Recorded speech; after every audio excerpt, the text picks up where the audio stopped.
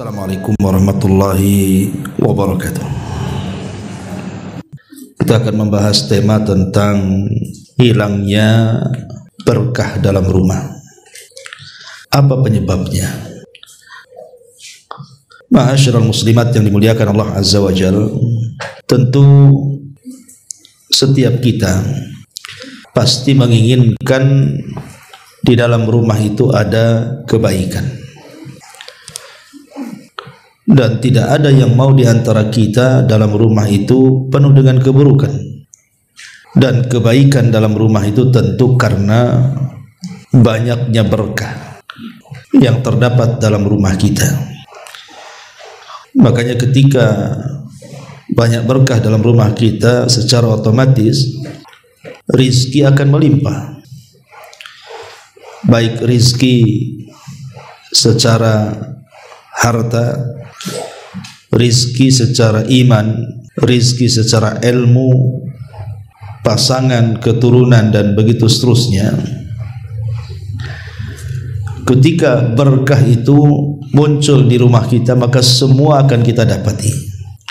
Tetapi sebaliknya, ketika dalam rumah itu tidak ada keberkahan lagi di dalamnya, maka pasti akan banyak terjadi masalah.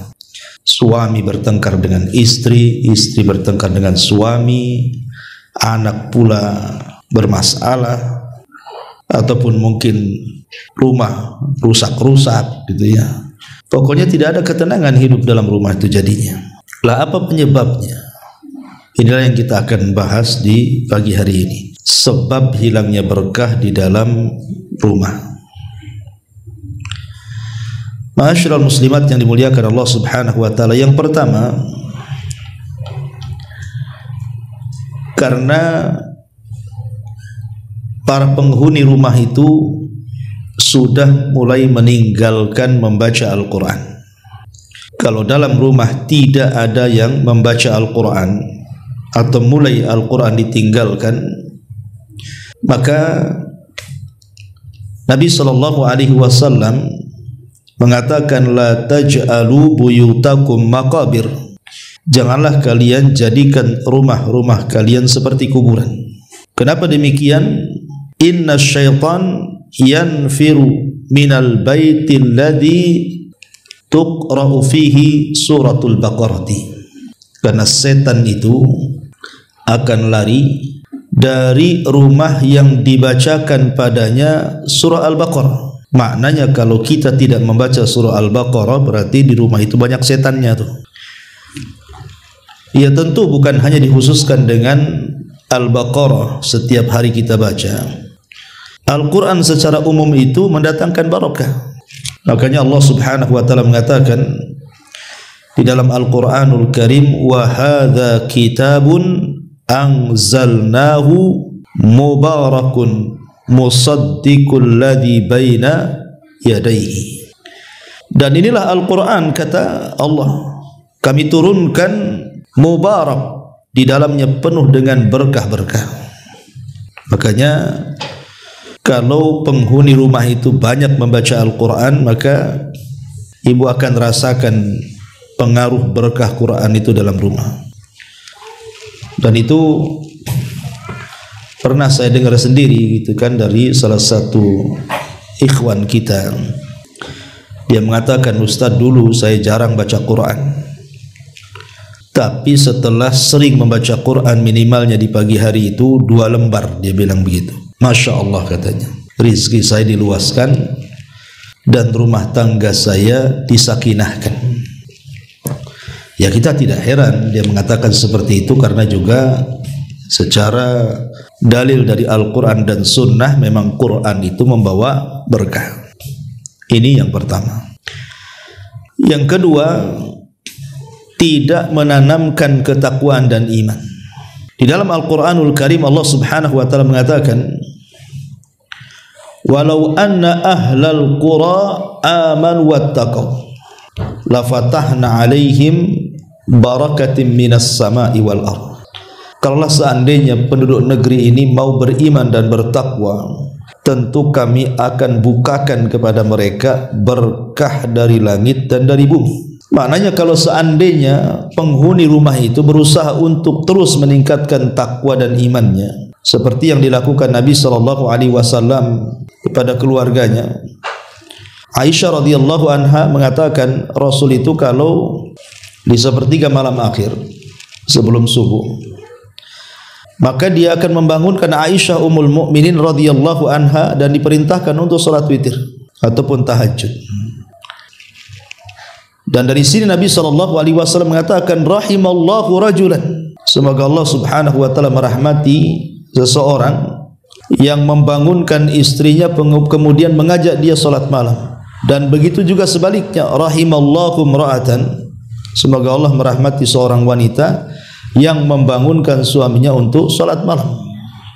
Artinya ketika kemudian ditanamkan takwa dan iman, terus meningkatkan ketakwaan dan iman dengan memperbanyak ibadah dalam rumah, maka itu salah satu bentuk turunnya berkah.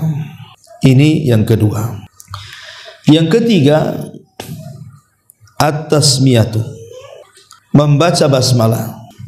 Terkadang ada di antara kita ini yang lupa membaca basmalah, atau sengaja tidak membaca basmalah, atau mungkin memang tidak tahu bahwa dalam basmalah itu ada berkahnya di situ. Kata Nabi SAW, "Idza dakhala ar-rajulu baitahu fadzakara ismallahi ta'ala hina yadkhul wa hina yut'im qala syaitan la mabita lakum wala asya." Kata Nabi SAW, apabila salah seorang di antara kalian masuk rumahnya kemudian menyebut nama Allah. Jadi ibu dari mana? Dari pasar, dari luar masuk ke dalam rumah. Ibu sebelum melangkahkan kaki ke dalam rumah, ibu ngomong bismillah dengan menyebut nama Allah. Atau ketika hendak makan, bismillah dengan menyebut nama Allah. Maka kata Nabi SAW, maka syaitan akan bicara dengan teman-temannya, la mabita lakum wala asya, di rumah ini tidak ada tempat untuk kalian dan tidak ada makanan untuk kalian, pergi kalian. Subhanallah. Hanya membaca basmalah saja mengusir setan, Bu. Karena masalah itu datang dari setan masalahnya. Semua masalah dalam rumah tangga itu semua datang dari setan, Bu. Makanya kemudian cara mengusir setan dengan cara seperti ini, membaca basmalah. Ketika kita meninggalkan basmalah, maka hilang berkah dari rumah kita. Kemudian yang keempat adalah jarangnya seseorang itu berbagi dalam rumah, terutama soal makanan. Nabi SAW mengatakan ta'amul itsnaini kafi ats-tsalatsa wa ta'amul tsalatsati kafi al-arba'ah. Makanan dua orang itu sebenarnya cukup untuk tiga orang, dan makanan tiga orang itu cukup untuk 4 orang. Kata para ulama, apabila kita mau berbagi makanan di dalam rumah kita ini, entah dengan tetangga sebelah, entah dengan tamu, entah dengan fakir miskin, anak-anak yatim, kan gitu ya, maka itulah salah satu yang mengundang berkah, berbagi makanan. Ini yang nomor 4. Yang nomor 5, hilangnya berkah itu karena makanan yang dimakan oleh orang-orang yang di dalam rumah itu terkadang tidak memperhatikan halal haramnya, main makan saja. Di mana Rasulullah SAW mengatakan, innallaha thayyibun la yaqbalu illa thayyibah. Allah itu maha baik, tidak menerima kecuali yang baik-baik.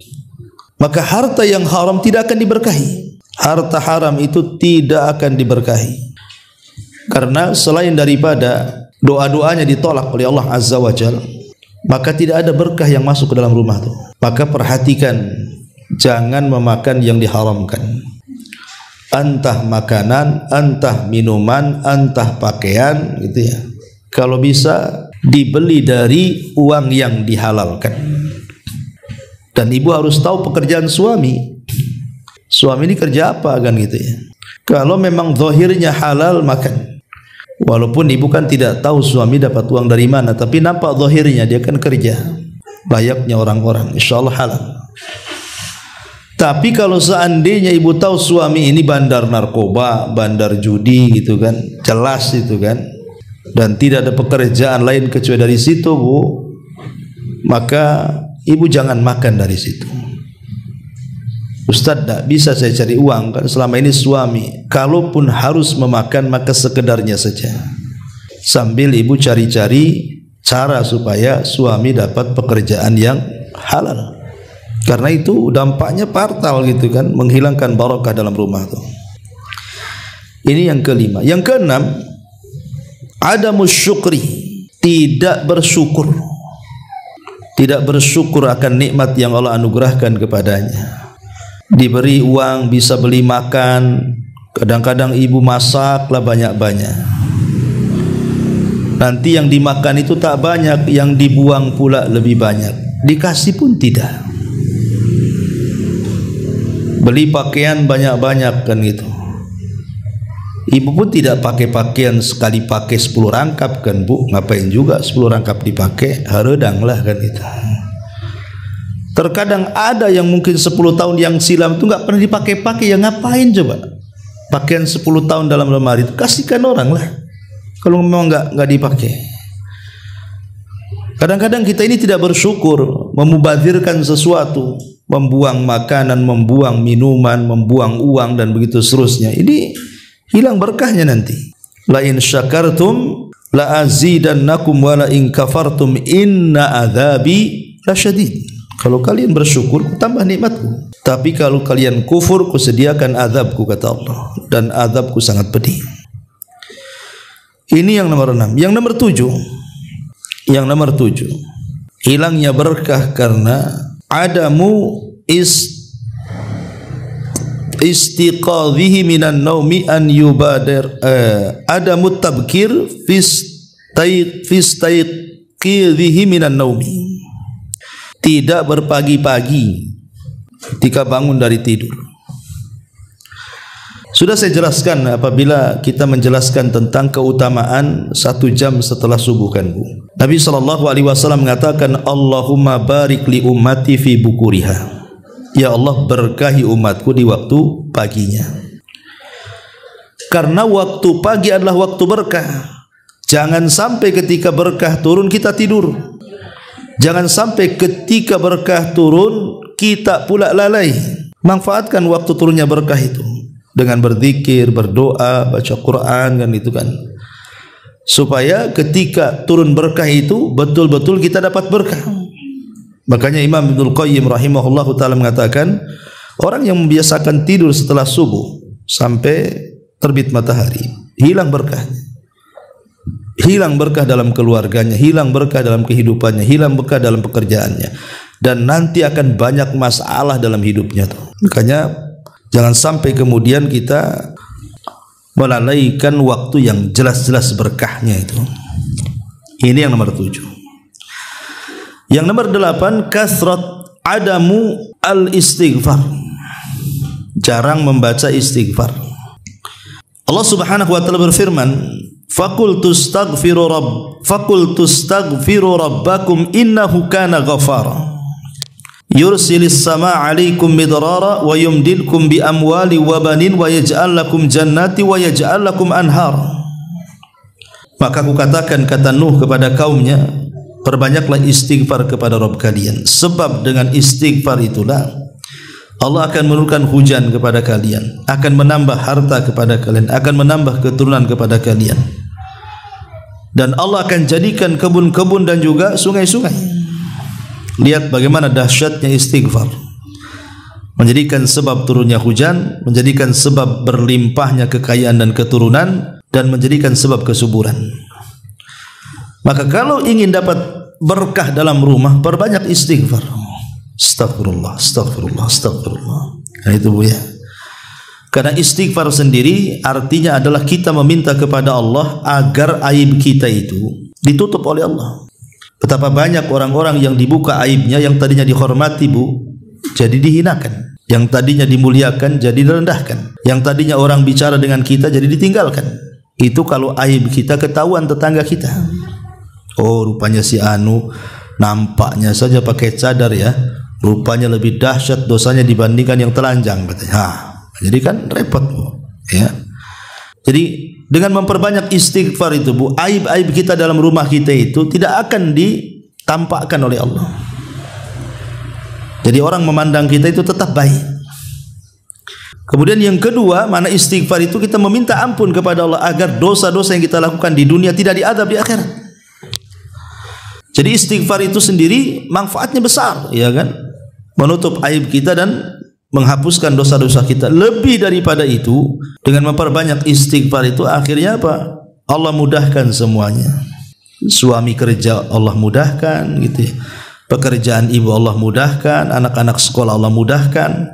Hanya memperbanyak astagfirullah itu kan berkah, Bu, ya. Tapi orang yang jarang istighfar nggak akan dapat perkara-perkara seperti ini. Kemudian yang nomor 9, adamu at-tawakkul wa akhdhi bil asbab. Kurangnya tawakal. Ketika orang kurang tawakal dan kurang mengambil sebab, maka susah akan turun berkah. Ketika kemudian ibu tidak pernah bersandar kecuali kepada selain Allah, suami juga sama, bersandar kepada pekerjaannya, tidak yakin dengan Allah. Ini bahaya, ya. Hiduplah sesuai sebagaimana keyakinan kita bahwa rizki kita sudah diatur, usia kita sudah diatur, bahagia kita sudah diatur, celaka kita sudah diatur, semua sudah diatur. Tinggal pasrahkan aja kepada Allah Azza wa Jalla. Sebab orang yang kurang tawakal biasanya rungsep hidupnya, Bu. Sakit sedikit ngeluh, gaji nggak cukup ngeluh, ada masalah ngeluh, nggak ada bahagianya tuh nanti, ya. Jadi sandarkan semua kepada Allah Azza wa Jalla, kemudian ambil sebab. Ini diantara poin yang ke-9. Poin yang ke-10, ityanul ma'asi wal muharramat. Dalam rumah banyak maksiat dan banyak hal-hal yang diharamkan dilakukan. Nabi mengatakan, innal abda la yuhramur rizqu bidzambin yusibu. Kata Nabi SAW, seorang hamba itu akan diharamkan dari rizkinya karena dosa yang dilakukannya. Jadi kalau di dalam rumah itu banyak dosa, banyak yang melakukan dosa dan tidak ditegur, terutama kepala rumah tangganya tidak punya kecemburuan kepada keluarganya, anaknya buka aurat ya biarin saja, nggak sholat ya dibiarin saja, kena pergaulan bebas ya tenang-tenang saja.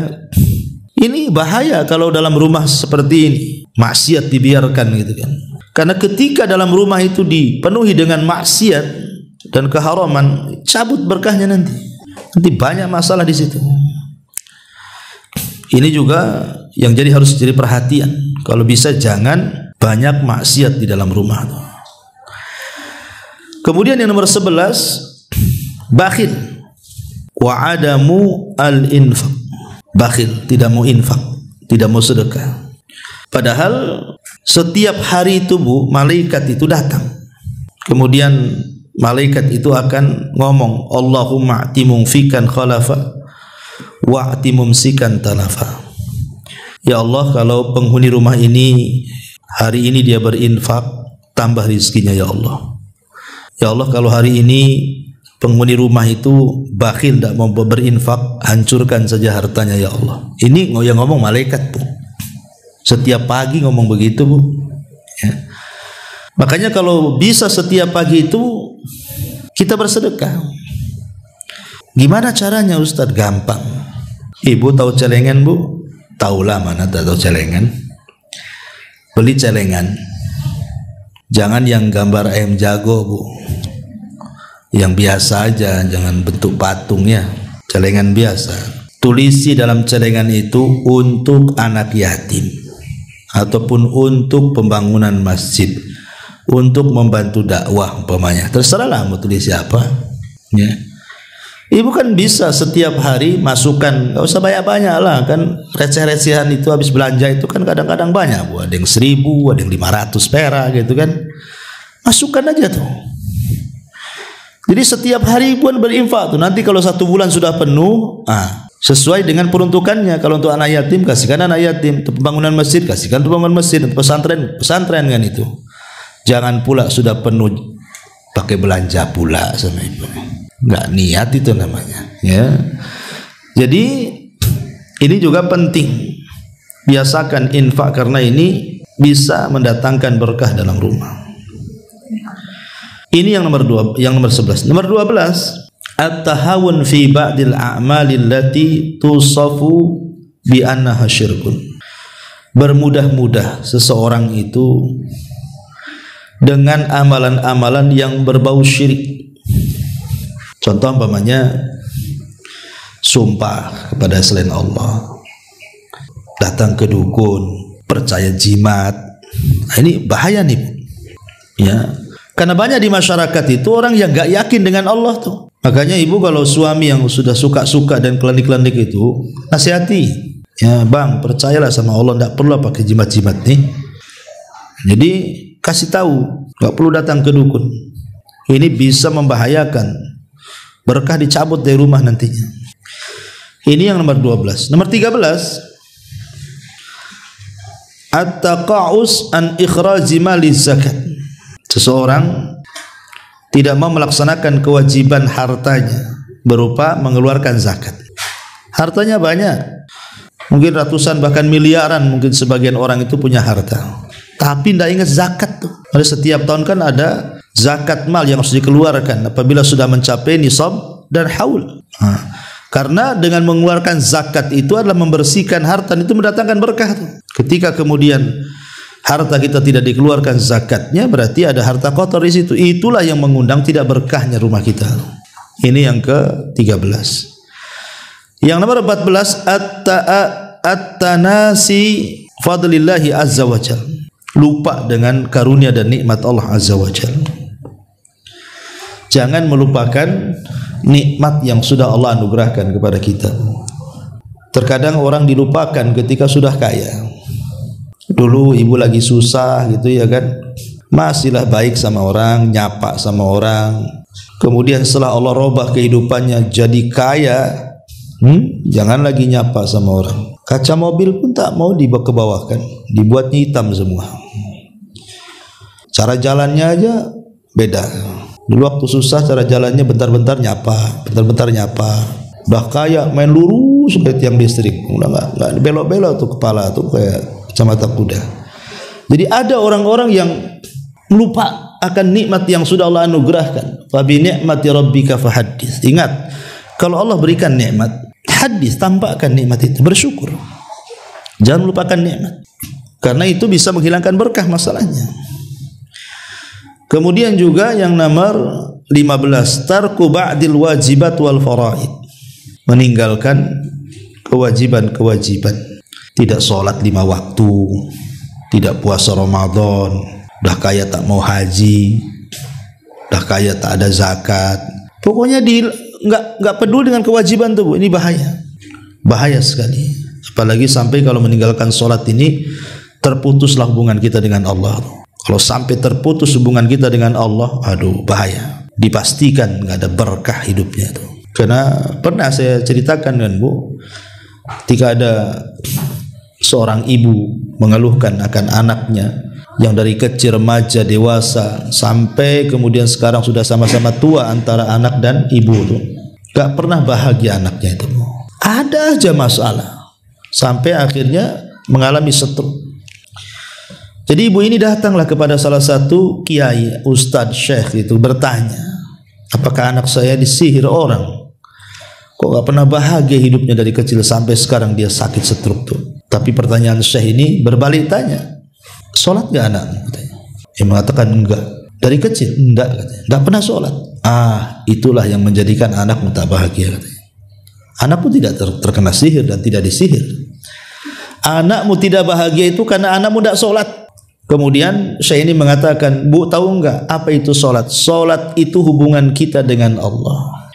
Ketika kita masih sholat berarti tali itu masih terhubung dengan Allah. Ketika kemudian kita meninggalkan sholat berarti putuslah tali itu dengan Allah. Ketika putus tali dengan Allah, mungkin Allah menolong kita. Talinya aja dah putus, ya.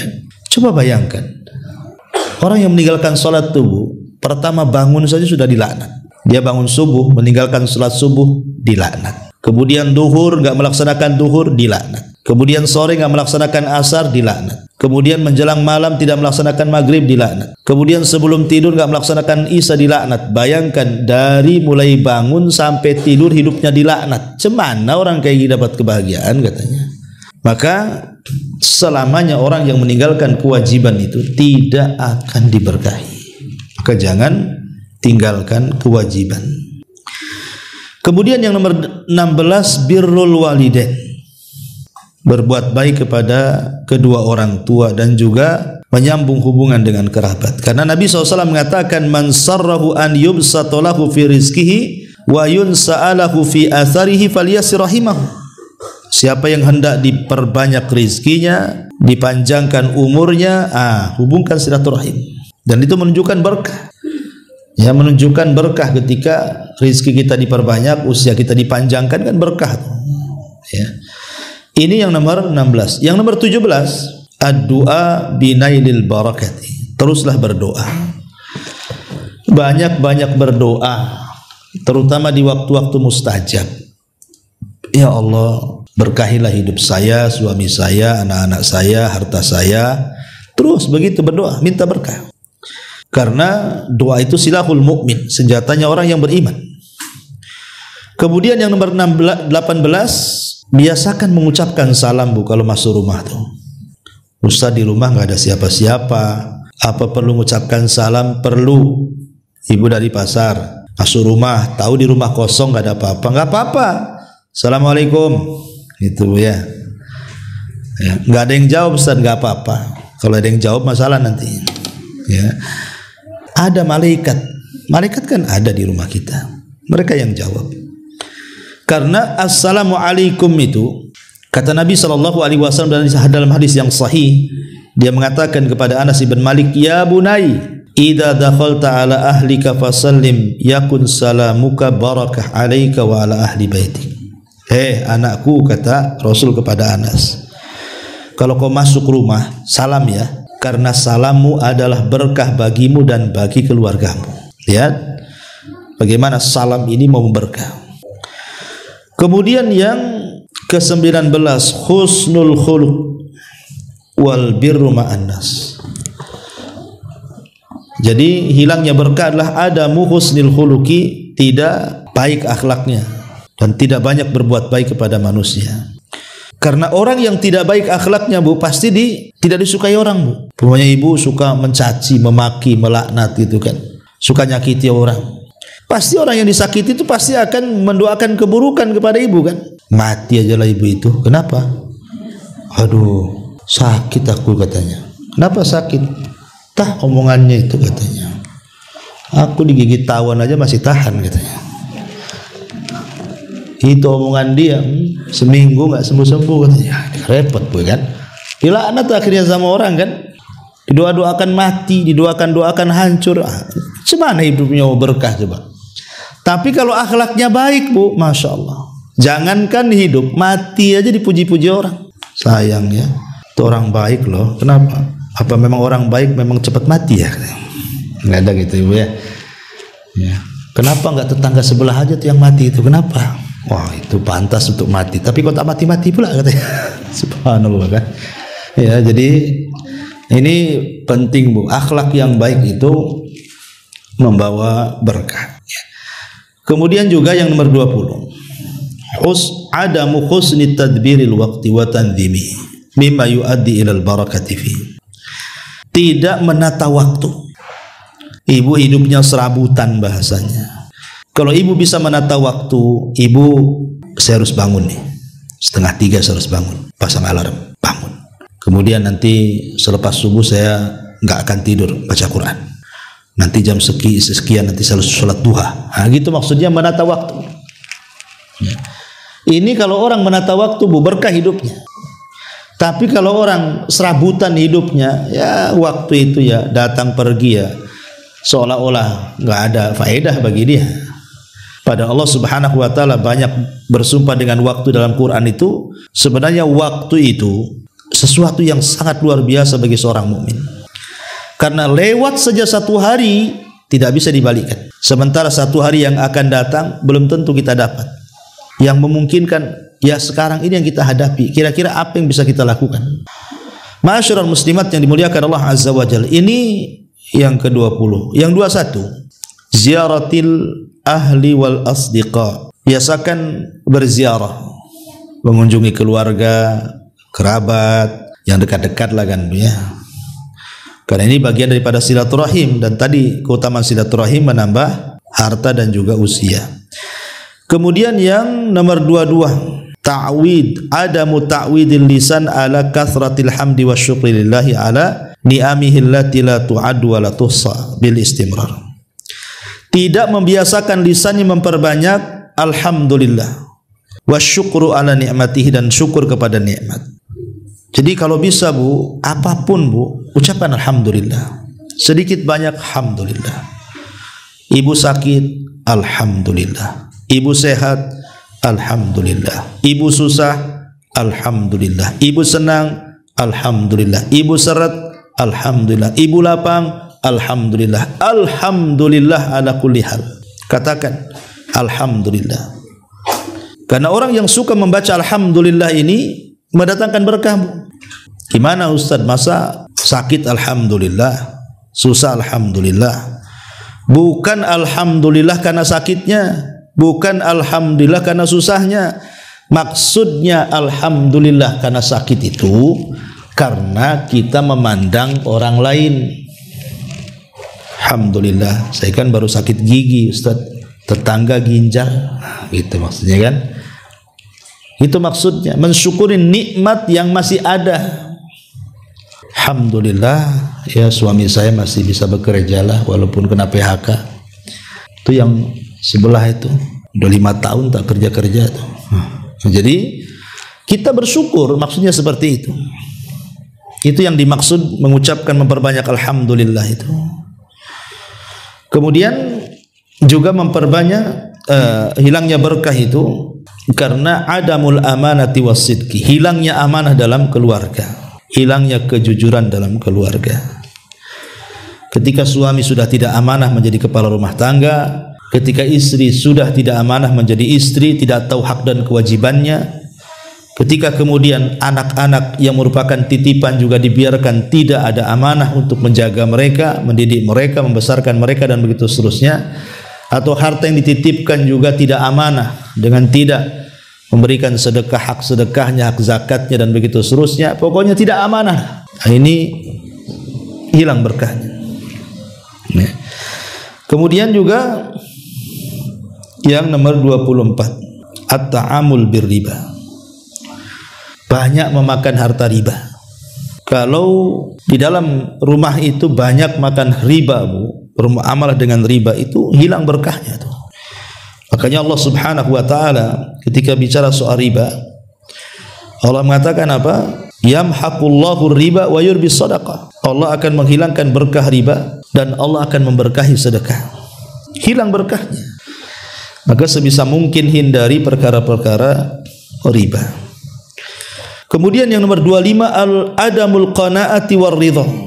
Tidak qanaah, tidak redha. Maksudnya tidak qanaah, tidak redha itu dia selalu mengeluh dari pemberian Allah, selalu mengeluh ya. Suami mungkin kerjanya ya supir taksi, ojek online, GoFood atau apa gitu kan. Kebetulan hari itu hujan, tak dapat banyak, ngomel-ngomel pula istri. Kok tak pandai cari kerja ya Bang ya? Kok dapat sedikit hari ini? Pasti kau malas-malas, pasti kau tidur di sana ya. Nah, itu kadang-kadang ada istri yang seperti itu.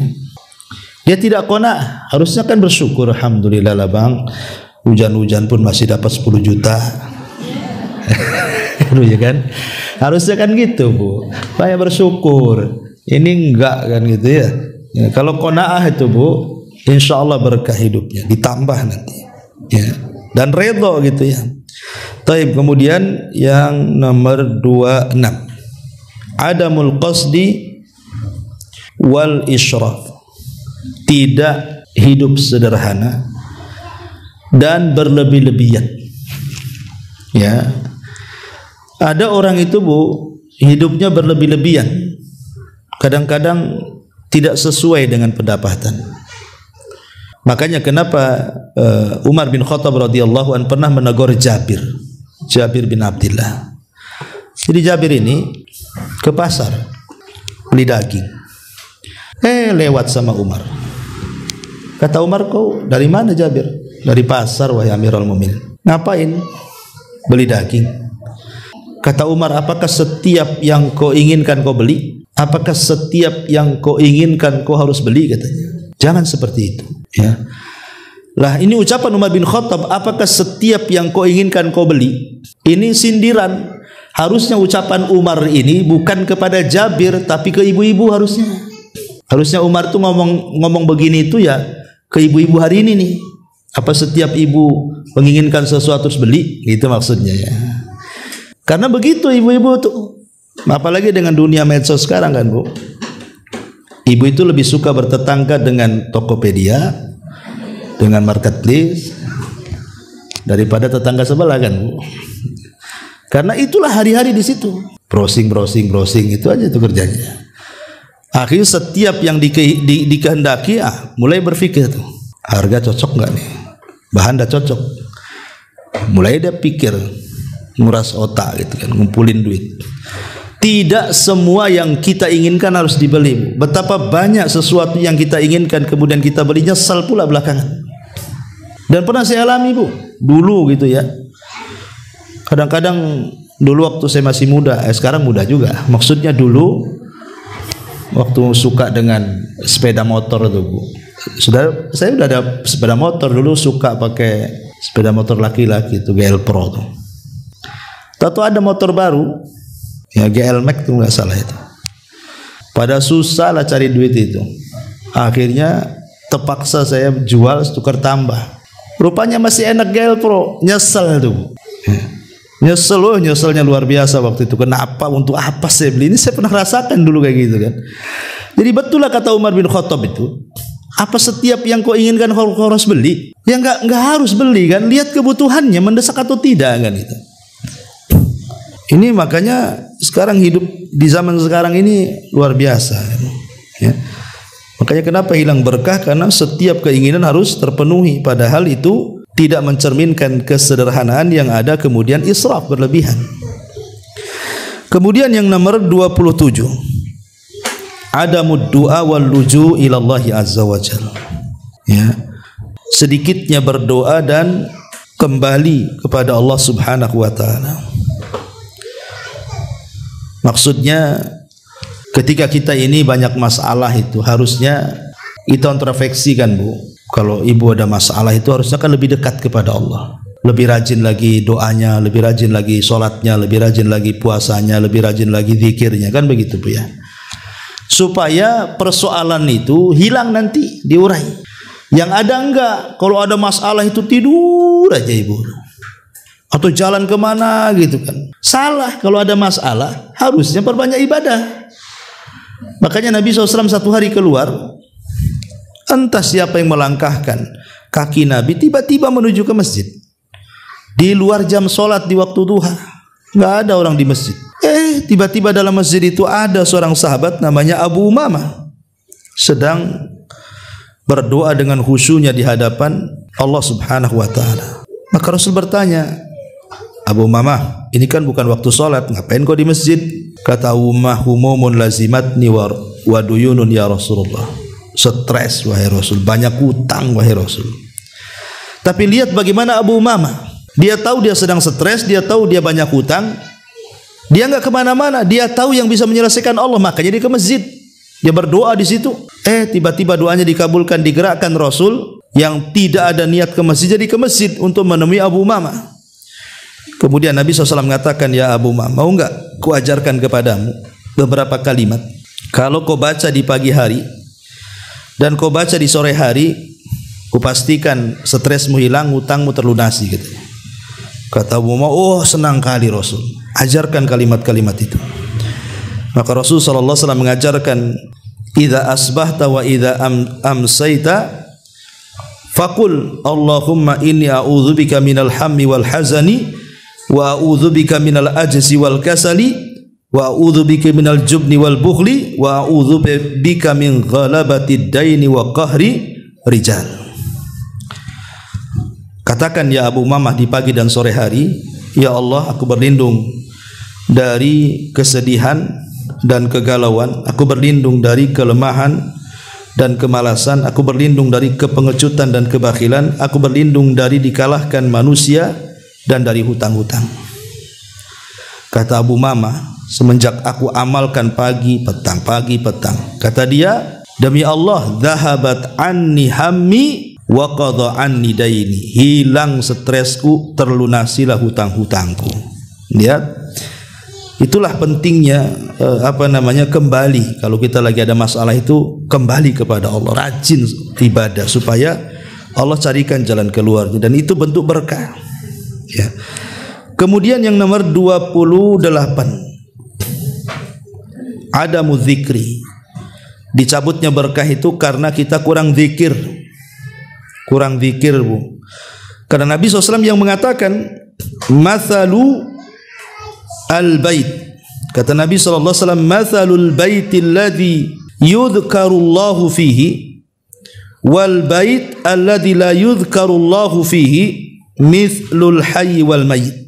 Permisalan rumah yang dibacakan zikir di situ dan rumah yang tidak dibacakan zikir di situ ibarat orang hidup dan mati.